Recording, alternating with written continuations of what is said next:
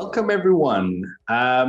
We have an interesting topic to speak about today. We're going to be talking a little bit more about feedback, and more specifically, what makes good feedback and how the actual working of our brain can actually get in the way. In fact, I say that it makes it difficult, but in some instances, it actually even sabotages our ability to give good feedback. So I would like to make this session as interactive as possible. So feel free to post your thoughts in the chat and your questions. And let's just kind of test how delayed the video is to me actually seeing your chat messages. Why don't you share a little bit about where you are? So you found out that I'm in Cape Town, in South Africa, and it's 1:30 here in the afternoon. So where are you based? What time is it where you are? Maybe post that in the chat, and that'll give me a good idea of the time difference between me asking a question and how long it takes to come up in the chat. So when you're ready, let's take a look.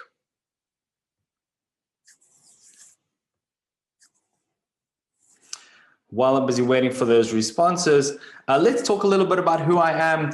I got a really good introduction, so I'm not going to hammer on too much of that point. What I would like you to take note of is my contact details. So if you would like to get in touch with me after the session, feel free to send me an email. You can interact with me on Twitter.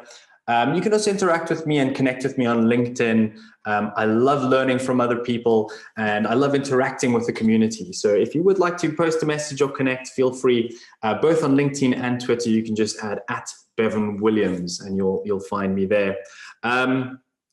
So let's get started together. Let's go about this journey of feedback. And I think to start us off on feedback, what would be useful for you is to be able to actually take an example from your own experience and convert it into another example, or at least a different example based on what we learned today. So how about we start off by writing down an example of feedback? So write an example down of some feedback that you would like to give to someone. So maybe there's some situation that's happened at work during this week, and you've been thinking about how would I give this person feedback? If you can't think of an example, how about thinking of an example of feedback from the past, maybe where you gave someone feedback or where someone gave you feedback, and just write that down for yourself. Write that down on a piece of paper. I'll give you a couple of seconds to think about that.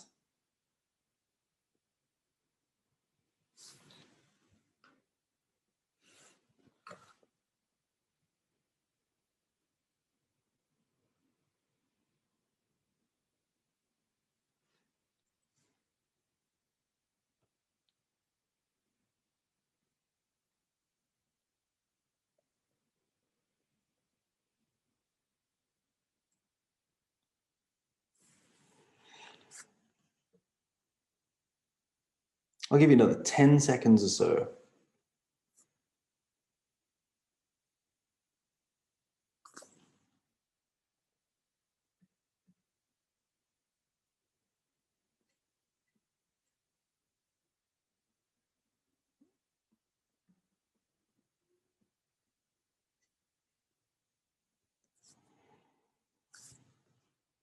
See, we've got people from all around the world.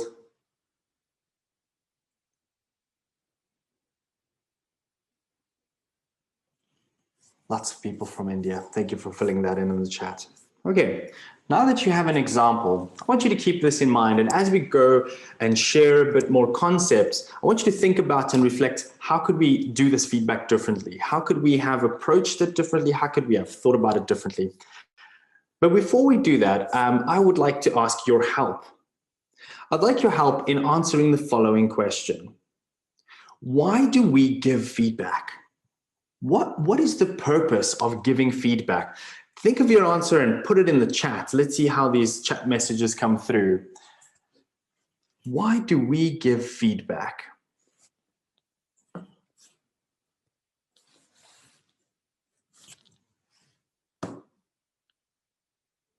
If you see me looking to the side, it's because I'm really interested in your answers. So I'm waiting to see them coming through in the chat.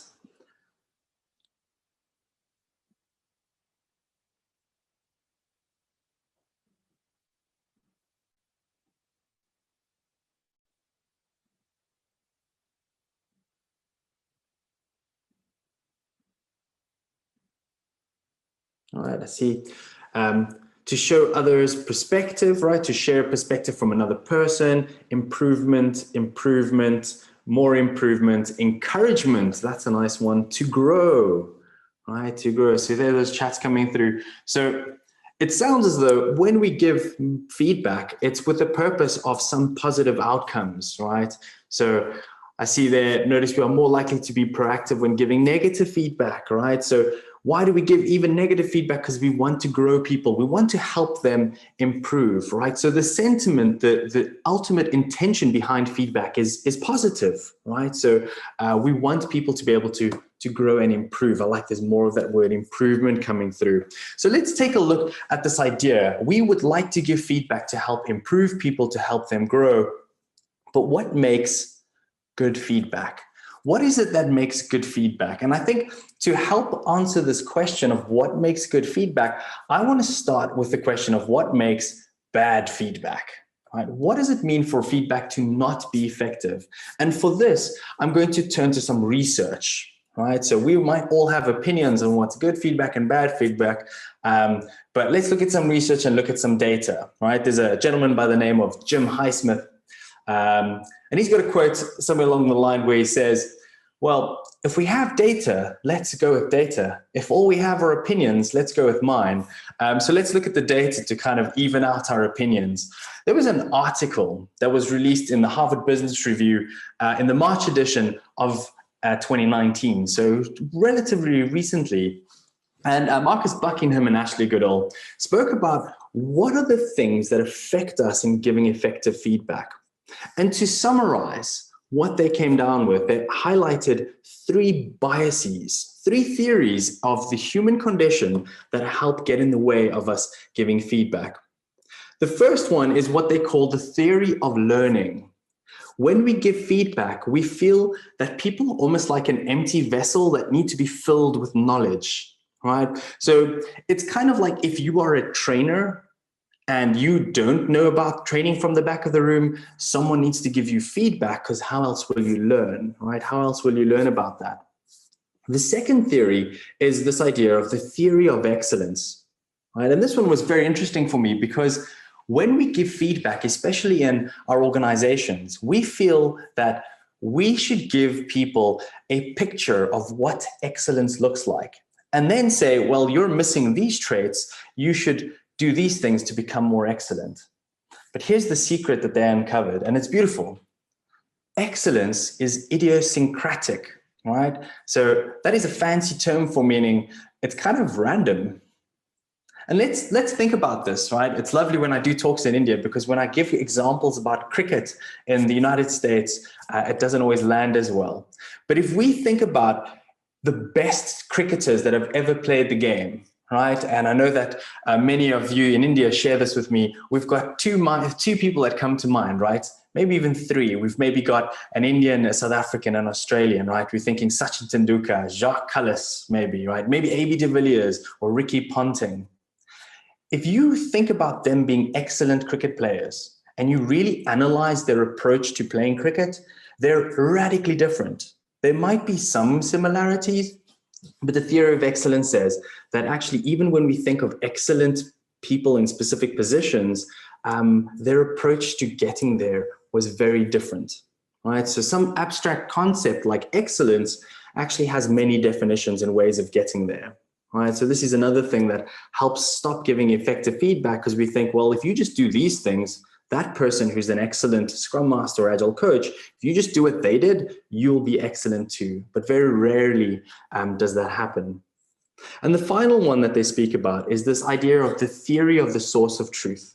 And I think it came up in some of the comments that you posted in the chat, is that, well, if they are busy doing something, how will they know? If I don't tell them this feedback, because maybe they aren't aware of it, then how will they know, right? So if I don't tell someone that their voice is too high-pitched, or if their clothes are too shabby or untidy, how will they know, right?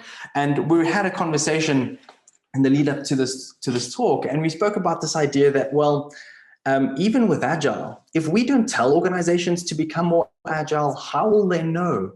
If we don't tell people that have to live the values and principles of agility, how will they know? And in actual fact, when you think about it, most people know how to be agile. Most people can do it already. We almost need to build them up to see the fact that they can be agile. And this is why I love the idea of coaching, right? There's a quote from Michelangelo. Michelangelo sculpted the angel Gabriel, and he said, well, I didn't go out with this plan to sculpt an angel. I looked at a block of marble and I saw the angel in this block of stone, and I just wanted to uncover it. Right? And that's actually what I love about coaching. And it's the same thing with feedback as well. So let's take a look at some techniques that help us make good feedback. So there are some effective techniques around that help us with this concept. Things that help us get around these theories to some degree, right? So these are examples like impact feedback, right? So impact feedback is where we share some observation and the impact on myself. Right? So what is the observation? What is the impact? There's some other options, some formats like COIN, which is context, observation, impact, and next steps. Right? So when did this happen? What did we observe happening? What is the impact on me? And what are potential next steps? There's options like clean feedback. Right, so clean language and clean feedback, where we use evidence. So again, observations, what did we see? What is the data of what happened? What is the inference? In other words, what are we making up about this? What are we assuming this evidence means to us? And finally, what is the impact on us? And then another example that I have is from nonviolent communication, or NVC, this concept of requests. We share an observation, we tie it into the feelings and the needs that we have in that time, and then we turn that into a request. How would we like it to be different next time? And these kind of formats are quite useful because they kind of highlight the examples that Goodall spoke about in the Harvard Business Review article. Right? They suggested turning feedback like "great job" or "what a lovely presentation" into "here are things that worked really well for me, and this is what they are," and then you go ahead and list them. Instead of saying something like "you need to improve your communication skills," you can say "here is where I started to lose you." And the common theme that you notice with the article of Harvard Business Review and what makes good feedback in these 4 techniques that I've given as an example is that feedback becomes less about the other person and about you. Right? It's about your observations, the impact on you. What are your things that you're inferring or making up about this? What are your feelings? What are your needs? In fact, very rarely are we the experts on other people, but we are pretty close to being the experts on ourselves.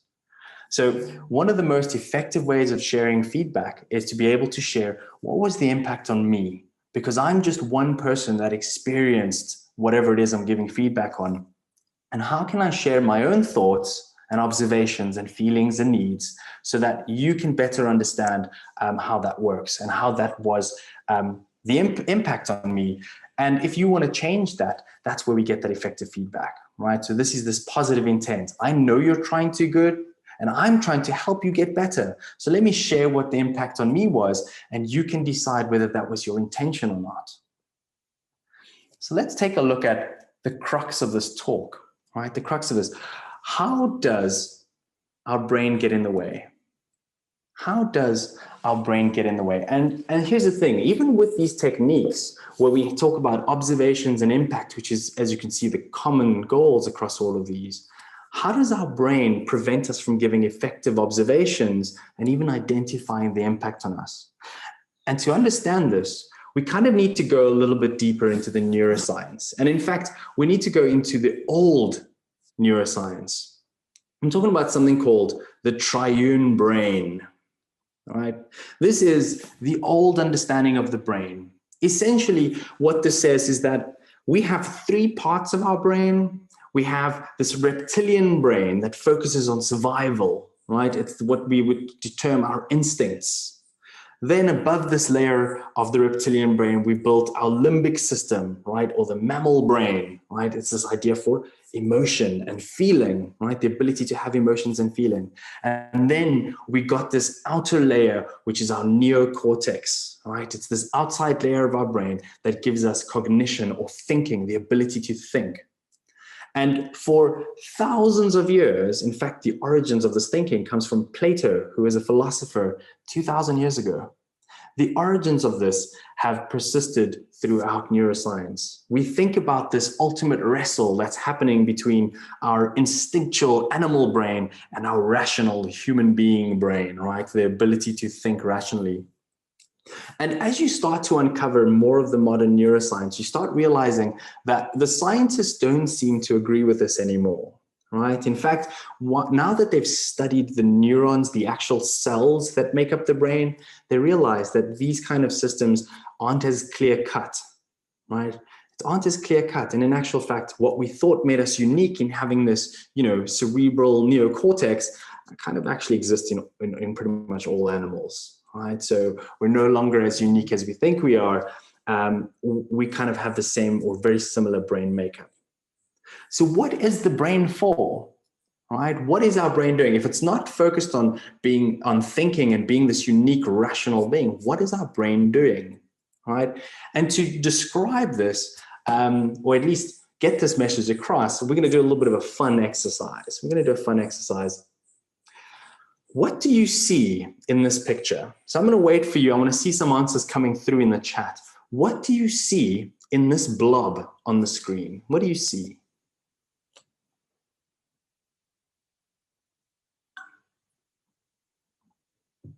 Feel free to take a guess, any guess at all. What do you see on this picture?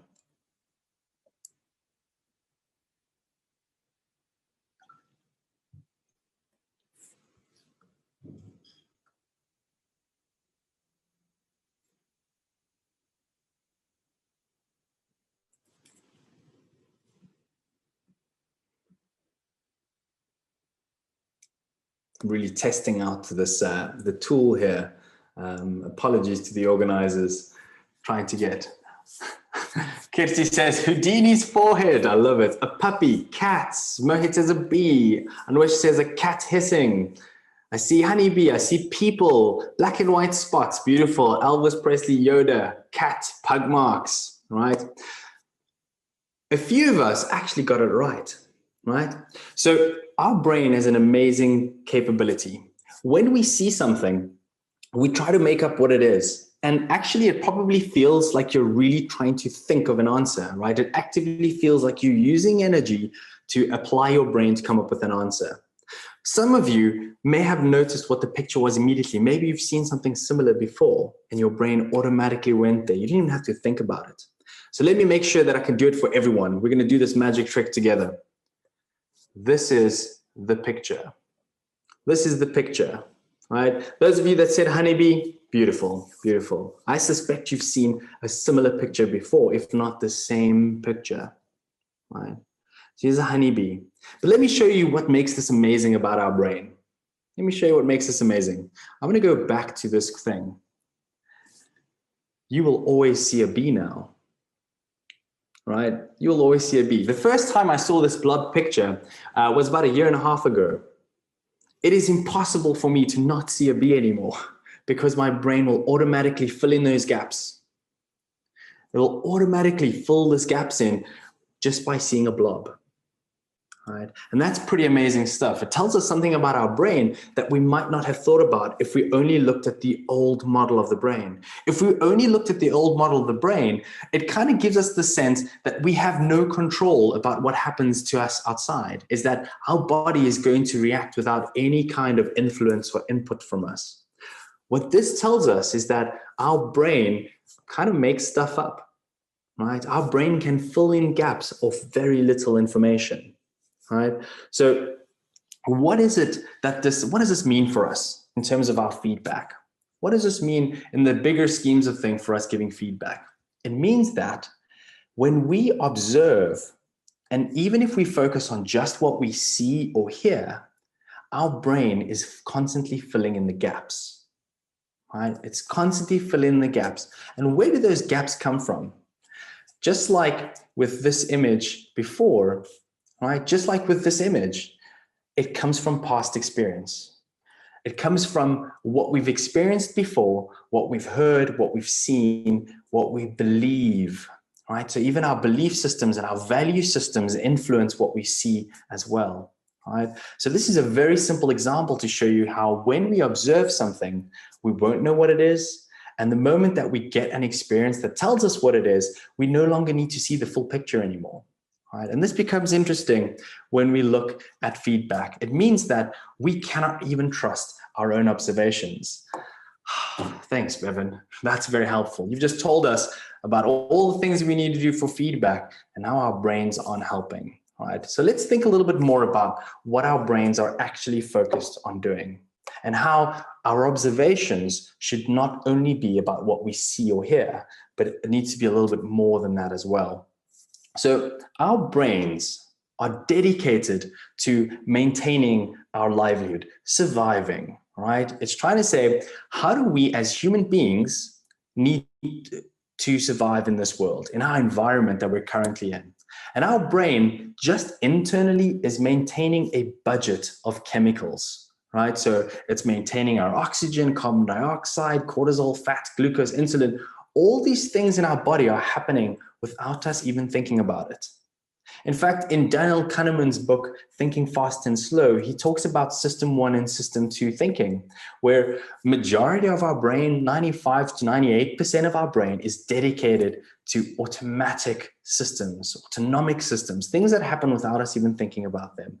And a very small percentage of our brain is that voice that we hear in our head, those pictures, the cognitive thinking, the trying to rationalize, or what we define as rationality.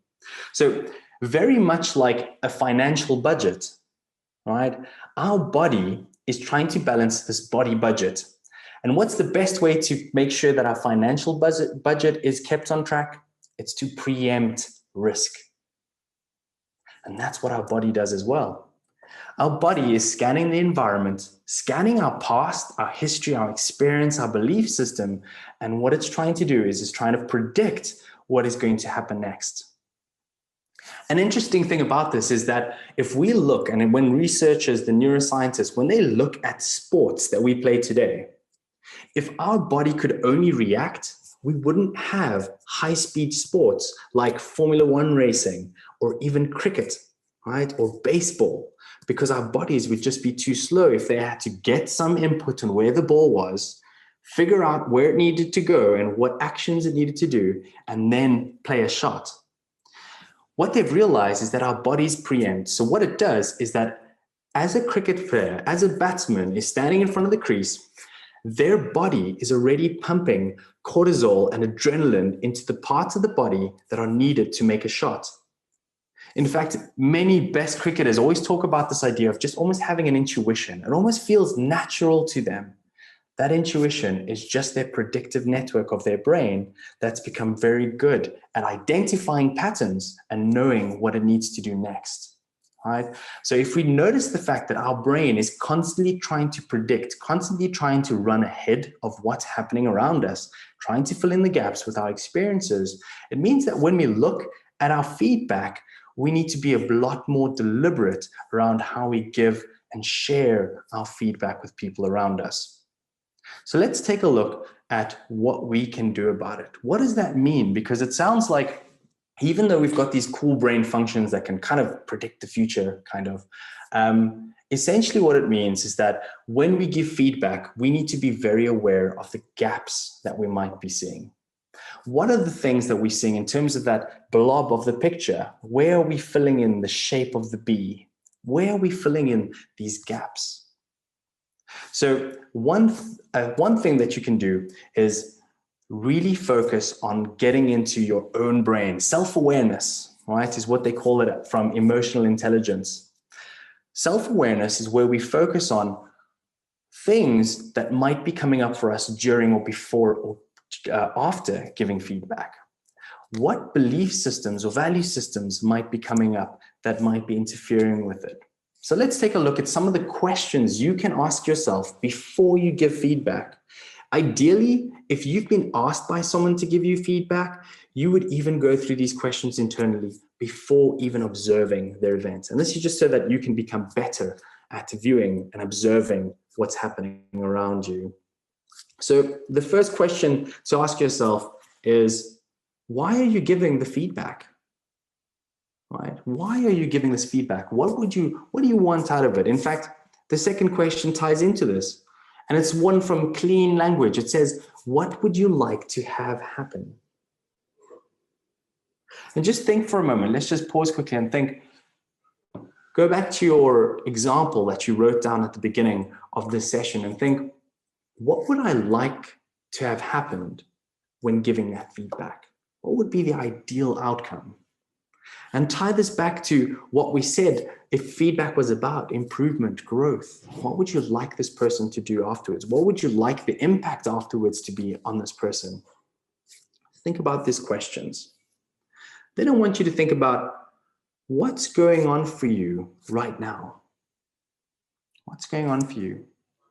Because when we pay attention to our bodies, when we pay attention to what's happening in ourselves, we can start noticing the influence it has on our thoughts and our actions. I'll give you a perfect example that I'm sure many of you may resonate with. And if not you, maybe your partner, right? Has anyone heard of the term hangry?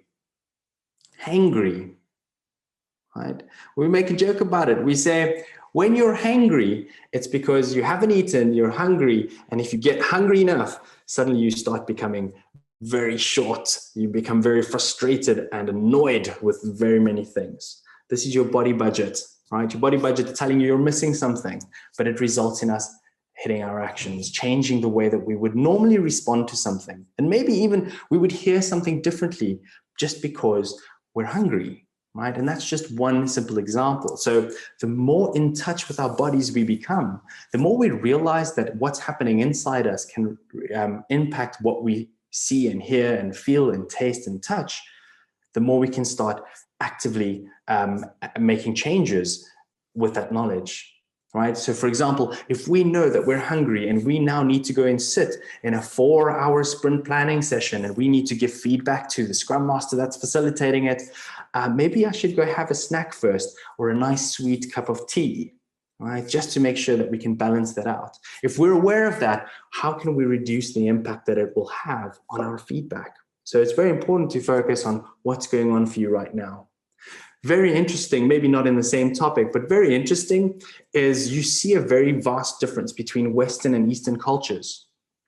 So Eastern cultures, India included, have a very body-centric mind. So if you do a lot of yoga, if you do any form of meditation, generally people that practice the skill of yoga, meditation, or even very heavy exercise, long distance runners, etc., are a lot more in tune with what's happening in their body, right?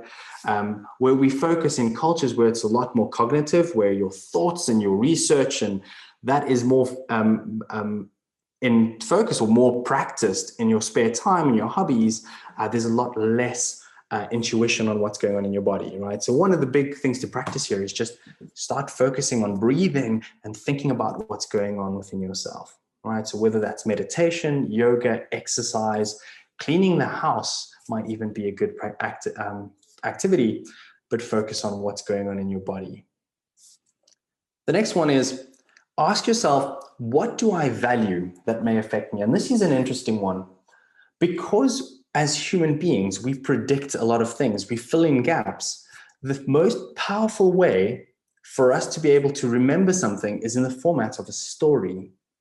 And now I won't go into the deeper research there because, you know, we only have 15 minutes left. But essentially, stories are things that we can tell that allows us to align common belief and value systems. There's a name for this in the research field, if someone's interested in learning about it, called the social construction of reality. When we were in school, we were taught that there are two types of reality, right? Maybe theoretical reality and physical reality. This cell phone is real. This Sharpie is real. It's physical. It's real. Theoretical reality are these theories, the things that we see in maybe a physics class, right? Or quantum physics, these theories about how the world works. But there is actually a third type of reality called the social construction of reality. The most common example of this is something like our economy. The economy is not something physical you can touch. You can touch the building, you can touch the money, but the concept of the economy is something that as human beings, we've created. We've created this concept of an autonomy. It doesn't mean to say that because we've made it up, it doesn't exist. No, not at all. Human beings see social reality as real. And this comes through in your belief systems and your value systems and your cultures. What you were taught as a child actually influences what we expect to have as an adult. So as we grow older, the things that we see and hear and decide whether this is good or bad or right or wrong, these are taught to us over years from our parents, our family, our friends, our social circles, right? And as we get older, we learn more. So finally, what we can do about it is do one thing over and over again.